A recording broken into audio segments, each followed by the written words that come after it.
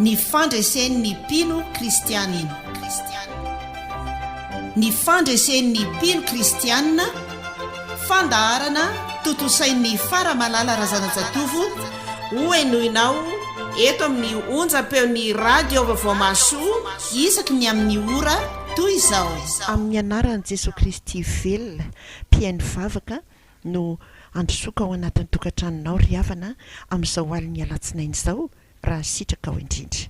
Raha eny ambony fiara moa ianao na any amin'ny toerana izay misy anao ankoatrin'ny ao an-tokantranonao dia andao hiara-iombona amin'izao fandarana izao isika rehetra.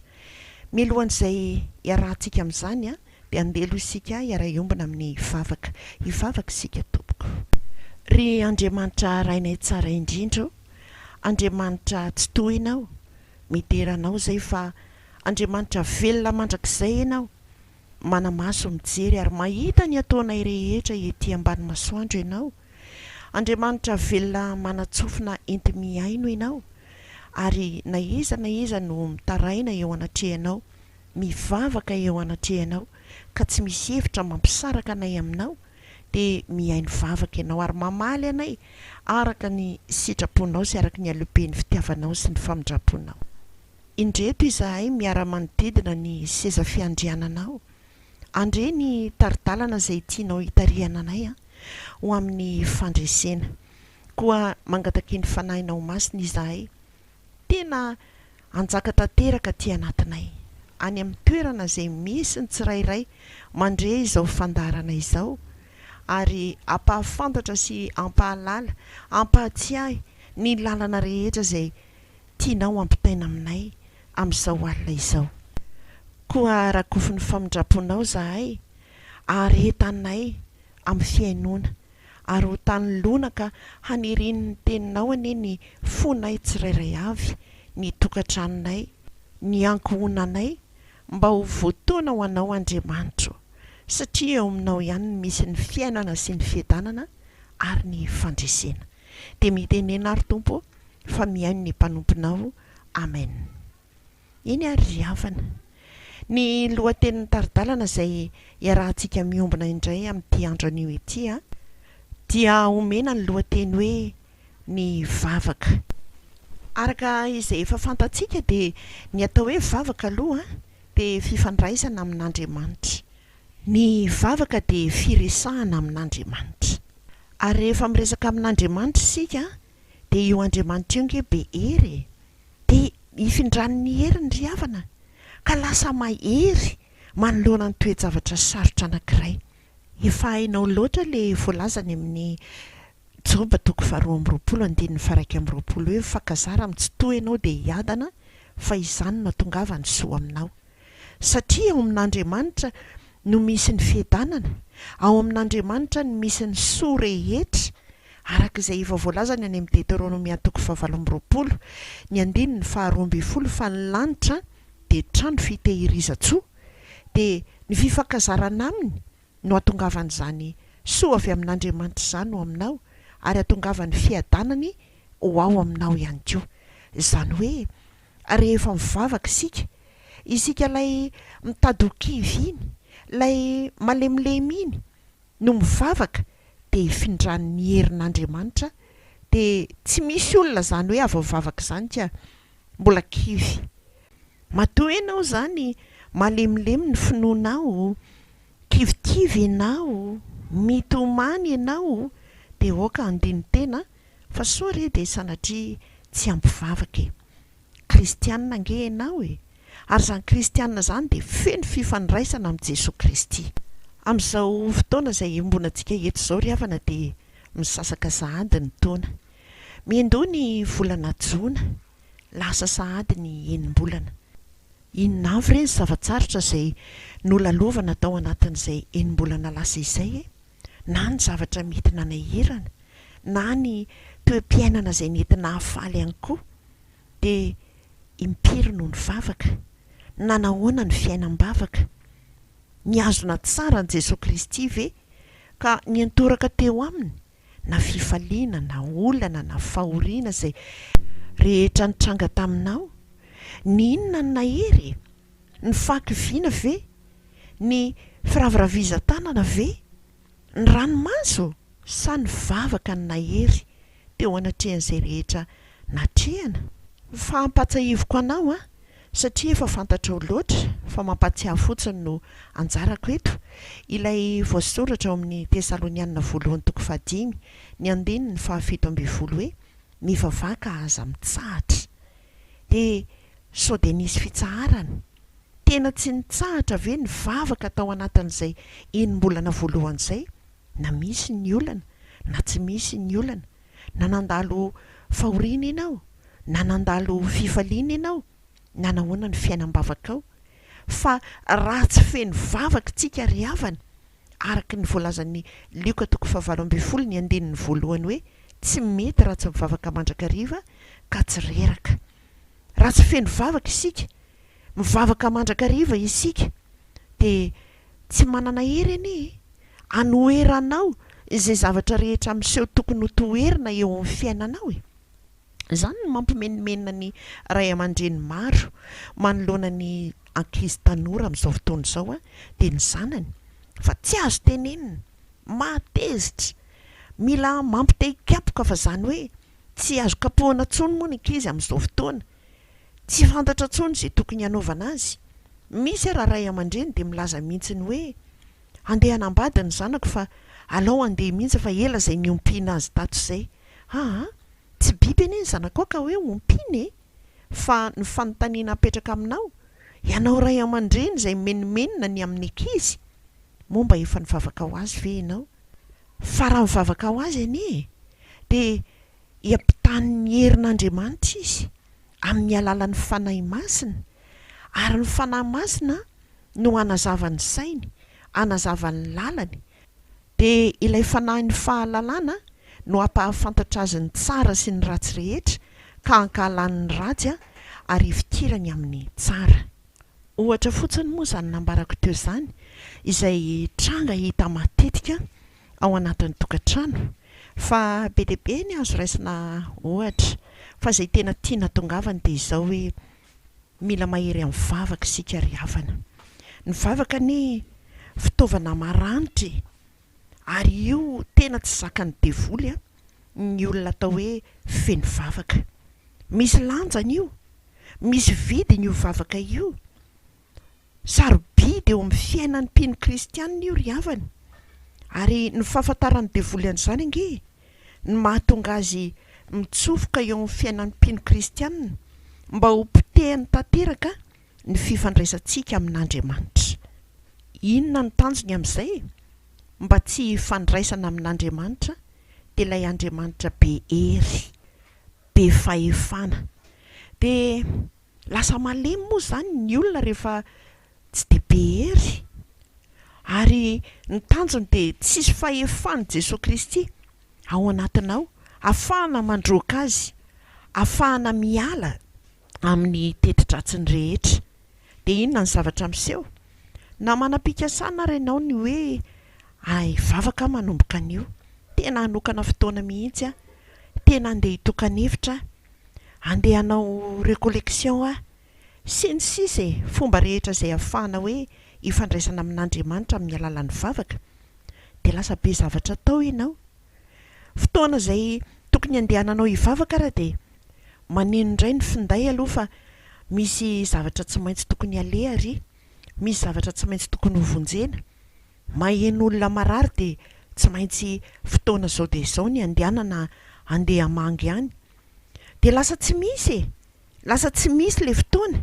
Izany no tetikadin'ny devoly hanakanana antsika mba tsy ho tafaray amin'Andriamanitra ka hivavaka amin'Andriamanitra. Tonga moa ny hariva dia tratry ny havizanana tontolo andro avy dia matory. Ary noho izany havizanana izany dia tsy tafafo maraina intsony ihany ka somary tara kely amin'ny fifoazana, dia tsy mahavaky baiboly intsony, tsy mahavavaka intsony. Dia averiko aminao indray mandeha fa ny vavaka no ahazahoana hery, hany ka lasa tsy misy hery mandritra ny tontolon'andro. Fantatry ny devoly angery havany. Ny voalaza any amin'ny Jaona 5:15 ny hoe raha miray amiko ianareo i Jesosy dia hamoa be. Ary izany famoazana be izany indrindra no sakanan'ny devoly anie. ao anatin'ny famoazana ny fandresena dia izany ny sakanany devoly. Fantatry ny devoly fa raha tafaray tsara amin'Andriamanitra ianao ka feno vavaka ihany koa dia aomby ny fiainanao, ho tonga ny fanasitranana, ho tonga ny fandresena, ary tsy zaka ny devoly izany fandresena hananany mpino kristianina izany dia sarihany moramora amin'ny alalan'ny fierikerehanao, etsy sy eroa ny sarihany ianao dia adino ny vavaka e. To ohatrany tsy mampaninona akory izany hoe mpino kristianina nefa tsy misy fiombonam-bavaka ao anatin'ny tokantrano, tsy misy vavaka mialohan'ny atory, tsy misy vavaka raha vao fo, tsy misy fitokanam-bavaka. Fantatrao tsara ny voalaza ny Mateo 4:5 fa raha mivavaka ianao hoy Jesosy dia midera amin'ny hefitranonao, ka rehefa voarindrinao ny varavaranao dia mivavaha amin'ny rainao izay ao mangingina, ary ny rainao izay mahita anao ao mangingina no amaly anao. Efa nitokam-bavaka tahaka izany ve ianao? Fa ilaina ny fitokanam-bavaka, na eo aza ny fiaraha-miombavaka amin'ny ankohonana, fa manome toky Andriamanitra fa miaino anao izy ao anatin'ny mangingina. Izany ry havana no ampirisihako antsika mandrakariva ny hoe tsara amintsika mpino kristianina ny mifoha marain'alina. Ny mifoha marain'alina izany dia manomboka any amin'ny 2 maraina izany ka hatrany amin'ny 4 maraina dia mandeha mitokam-bavaka. Izany ingeny nataon'i Jesosy teo amin'Andriamanitra ray, ary taiza ianao no nahita hoe nandeha Jesosy andro anankiray ka tsy naomby ny zavatra rehetra izay nataony. Tojo marary izy fa sitrana ny marary, tojo jamba izy fa nahiratra ny jamba, tojo olona malemy izy fa natanjaka ny malemy. Izany hoe izay toerana rehetra nisy an' Jesosy Kristy dia niova avokoa. Izany ry havana no anton'izay itomako anao hoe tsy mety raha tsy mivavaka mandrakariva, ary mila mivavaka tsy mitsahatra isika eo amin'Andriamanitra, satria ny vavaka izay ataontsika dia misy fanatrehan'Andriamanitra, ary ilay mivavaka marain'alina iny Andriamanitra no manome ny tolo-kevitra, ny tolo-tsaina rehetra ny amin'izay rehetra tokony atao mandritra ny tontolo andro. Ao anatin'ny fiombonanao amin'Andriamanitra ao anatin'izany fotoana izany no andraisanao ny teniny amin'ny alalan'ny famakianao Baiboly na ihany koa fiainonao azy. Dia hoy ny voalaza any amin'ny Salamo 7:10 ny 2:10 hoe fanilo ny tongo sy fanazavana ny lalako ny teninao. Dia ho voatsilo hatrany anie ny lalanao azava hatrany ny lalanao, ary tsy misy maizina sa hanelingelina ny lalanao. Iza moa ilay maizina? Ny devoly sy ny asany re, mitsoaka mandositra ireo rehefa feno fiombonana tanteraka amin'Andriamanitra ianao. Ny fahefan'Andriamanitra sy ny heriny no efa mialoha lalana anao amin'ny alalan'ny teniny izay efa noraisinao ilay voamaraina iny, ary dia tsy misy say hanelingelina ny lalanao sy ny fiainanao. Matahotra anao ny herin'ilay maizina ka miala maina foana ery. Resaka fanahy anie izany lazaiko anao izany, ary tsisy harombaka anao eo am-pelantanan'Andriamanitra. Mahavariana mihitsy ny mandre olona milaza fa kristianina izy, mpino kristianina izy, kanefa raha hivavaka izy dia milaza ny hoe aleo ianao no mivavaka fa za tsy mahay mivavaka. Tsy misy fifandraisana amin'Andriamanitra anie izany ianao ary izany no mahatonga ny faharesem-piainana lava eo aminao. Ao ny milaza ny hoe atao ahoana ary ny mivavaka atao ahoana ilay mivavaka amin'Andriamanitra? Fa maninona ianao no mahay miresaka amin'ny olona? Fa maninona ianao no mahay miresaka amin'ny olon-tianao? Fa maninona ianao no mahay miresaka tsara amin'ny vady aman-janakao? Dia tsy hay resaka ve ianao amin'Andriamanitra? Tahaka ny firesahana amin'ny olona anie ny firesahana amin'Andriamanitra. Nahoana ianao no tojolana ka any amin'ny olona ianao no andeha hitototo, hitaraina? Any ianao no milaza hoe mafy mihitsy ny anaovan'ny vadiko ohatra izany ambarako anao izany izao ny ataony dia izao ny ataony dia tahaka izany inge ny firesahana amin'Andriamanitra. tantarao amin'Andriamanitra izany rehetra izany izay fitarainana tianao resahana. Hoy ilay ramatoa anankiray hoe inona moa izany ny tokony hanomboana ny vavaka rehefa mivavaka amin'Andriamanitra? Mangataka ve? Samy fona ve? Samy saotra ve? Samy dera ve? Fa raha tafahoana amin'olona anankiray ianao dia inona no ataonao voalohany? Ao indray ny milaza ny hoe za dia mivavaka foana fa tsy hitako ihany izay valim-bavaka mba azoko izany. Tena tsy tapaka mihitsy maraina atoandro hariva mivavaka. Kanefany rehefa mitantara ny olana izy dia ny fony mbola lotika amin'ilay olona ananany olana mandrakariva. Ary dia izao ny voalazan'i Jaona 7:1-7 hoe fa fantatsika fa Andriamanitra tsy mihaino ny mpanota fa izay mivavaka aminy sy manao ny sitrapony no henoiny. Otany ny fitazonanao alahelo amin'ny olona izay manana ady aminao e. Otany io mampararirary ny fonao io ka lasa tsy karakarahanao ny vadinao intsony. Misy moa ny milaza hoe mahasosotra mihitsy ny ataony.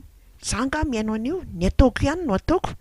Ny tenin'Andriamanitra dia milaza indrindra fa ianareo vehivavy manaiky ny vadinareo, manaiky azy amin'ny sitrapon'Andriamanitra fa tsy hoe amin'ny tsy sitrapon'Andriamanitra.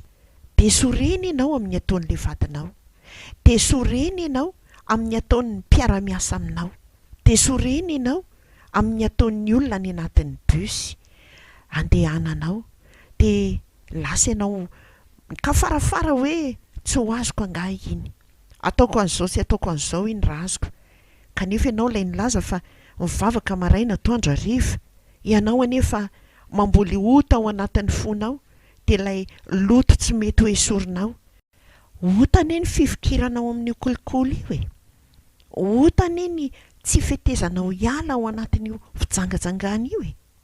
Otany io lainga ataonao io e, na lainga kely io na lainga be. Tsy misy ry havana izany hoe fahotana mafaty ity na hoe fahotana kely iny koa ve dia maninona, fa rehefa ota dia mariky ny loto eo anatrehan'Andriamanitra ka tsy andrenisan'Andriamanitra ny fivavahantsika.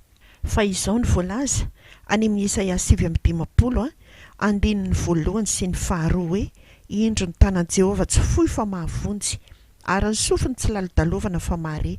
Fa ny elokareo no hevitra mampisaraka anareo amin'Andriamanitra reo ary ny fahotanareo no mampiafina ny tavany aminareo ka dia tsy mihaino izy. Antony lehibe izay tsy ahazahoana valim-bavaka ry havana ny fahotana, indrindra izay mikotrika ao anatin'ny fo ao, satria ny fo anie no mizarazara ny raha rehetra izay miparitaka eran'ny vatany. Dia ilay fonao nefa maloto dia iny izany no lasa miparitaka eran'ny vatanao ary manome fahotana ho anao, mahatonga fahotana ho anao ho an'ny vatanao manontolo ka mampikombona ny tananao tsy hanao ninninona amin'ny olona izay manahirana anao, mampikombona ny sainao tsy mety hanaika mela heloka. Ary izany no ilazan'Andriamanitra ny hoe miova mihitsy aloha ianao amin'ny fanavozana ny sainy, hamantaranao ny sitrapon'Andriamanitra.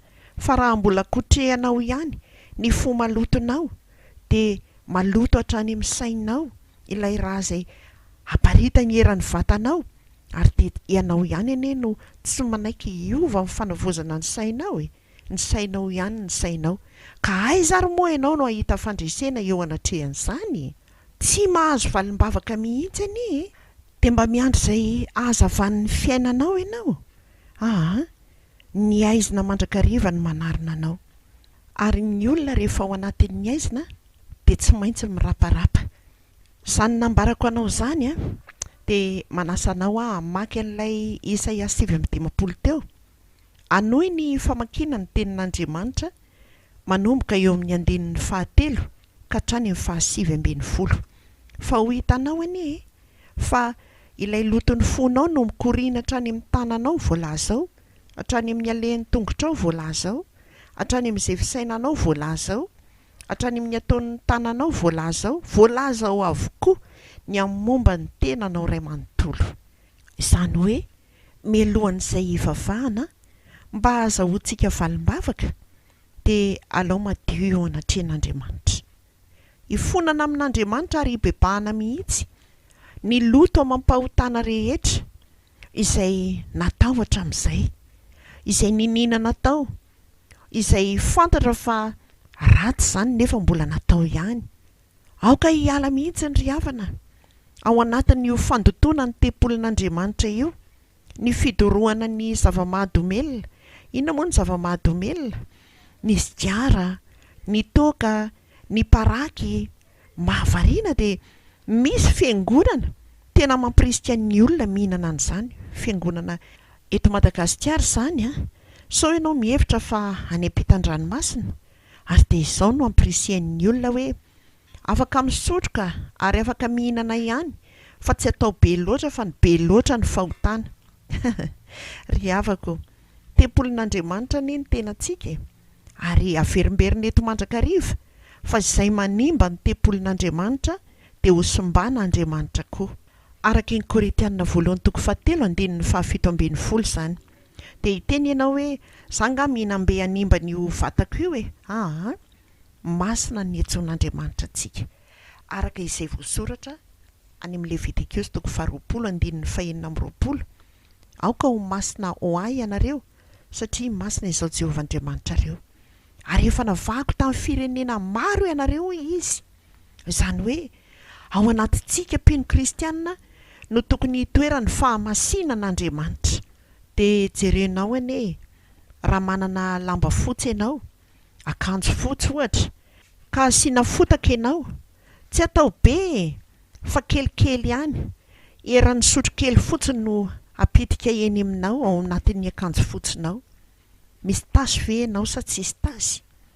Tahaka izany anie, tsy hoe rehefa be dia be ilay fotaka izay vao atao hoe maloto ny akanjo, fa ny akanjo fotsy na pentina kely aza no mipetraka eo amin'ny akanjonao, andeha atao hoe sendra voarangotry ny penina, ny stylo izany, na dia atao hoe 1 milimetatra monja aza dia efa misy pentina ianao izay.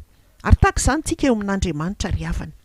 Tsy hoe ny fihinanana zava-pisotro misy alikaola be dia be dia izay vao fahotana, fa raha kely dia tsy maninona. Fahadiovan'i Jesosy Kristy ny ao anatintsika, fahamasinan'Andriamanitra ny ao anatintsika, ary miantso antsika ho amin'ny fahamasinan'Andriamanitra. Andao hanadio ny tenantsika, andao hanadio ny fiainantsika iray manontolo mba ho henoin'Andriamanitra ny vavaka izay ataontsika. Ao ihany koa ry havana, na dia kristianina aza, mbola mivavaka amin'ny sampy satria matahotra ny ray aman-dreniny, matahotra ny lova tsy mifindra, matahotra ny didin'ny razana sy ny afatry ny maty. Dia tsy mampaninona na dia efa kristianina izao aza no milaza ny hoe tena eo anatrehan'Andriamanitra sy ny razany, izany hoe ampitoviny amin'Andriamanitra ny razany. Ary dia izao ny voalazan'ny soratra masina arak'izay voasoratra any amin'ny Jona 2:7 hoe izay mivavaka amin'ny sampy dia mahafoy izay mpamindra fo aminy. Izany dia midika fa ny mpamindra fo aza efa noadinoinaoko, iza no hamindra fo aminao eo, ka na inona vavaka mety ho asandratra ao dia aza manantena valiny. Na ho sola ary ny lohalika ao mandohalika, na mavita ny adidy rehetra any am-piangonana azy ianao, na nahatafatsangana fiangonana iray manontolo azy ianao, tsy mihaino anao Andriamanitra.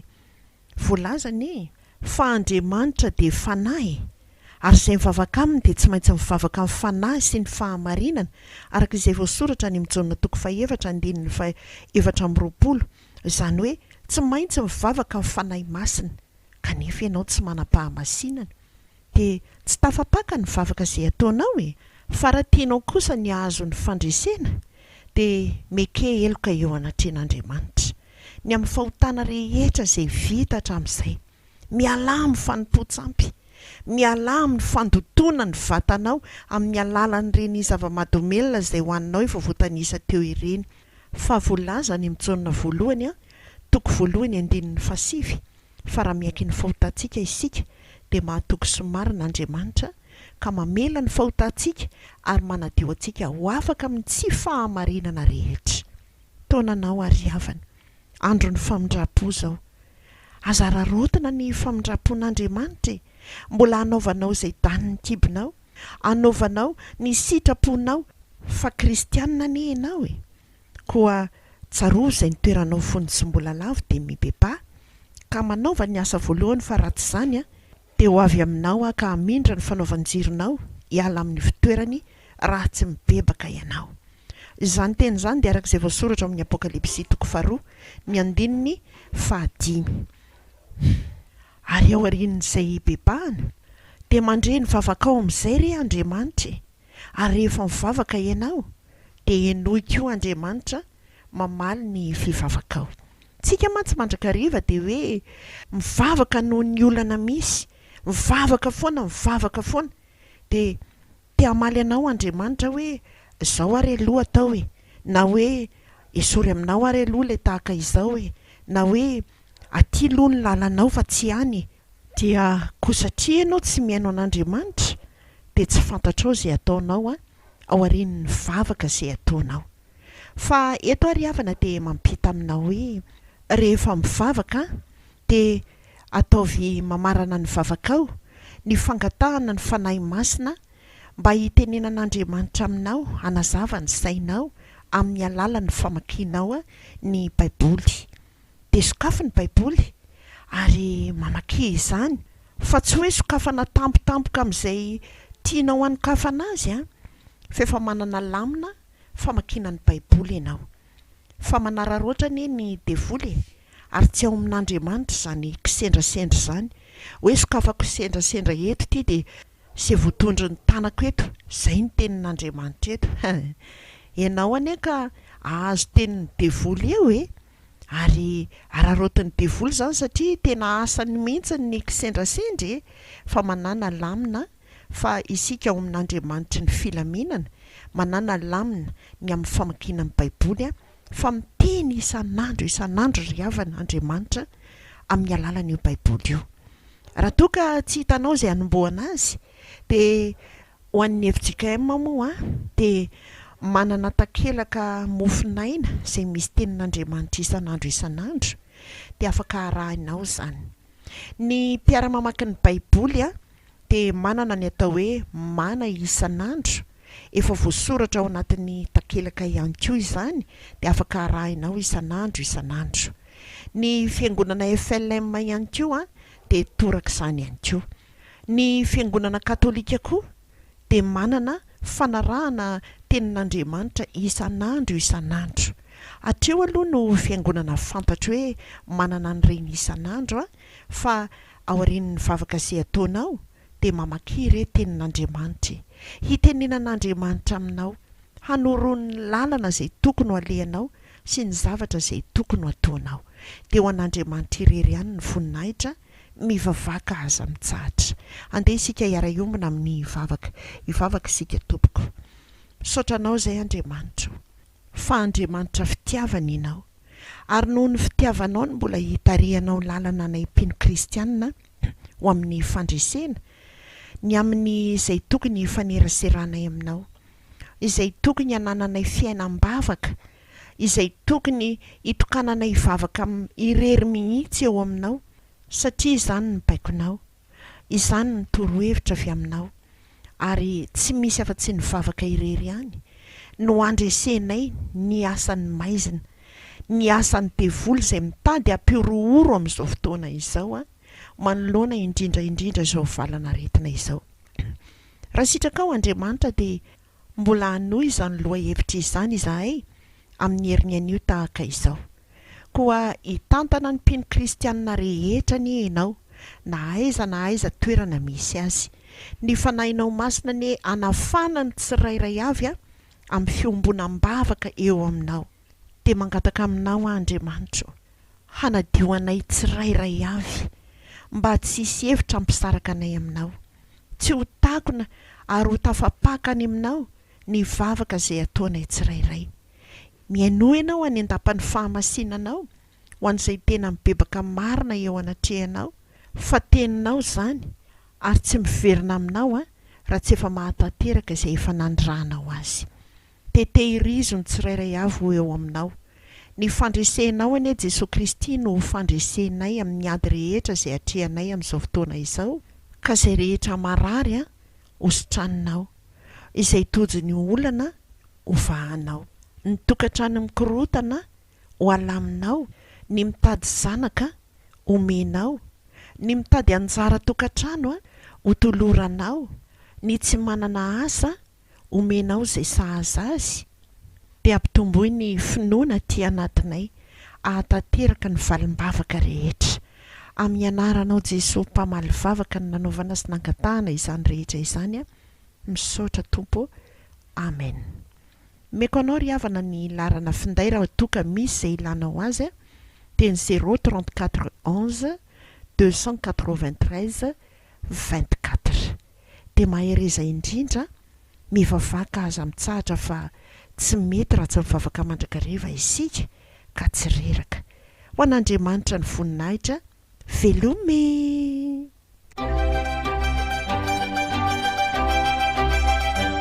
Noenoinao teo ny fandaharana ny fandraisen'ny mpino kristianina.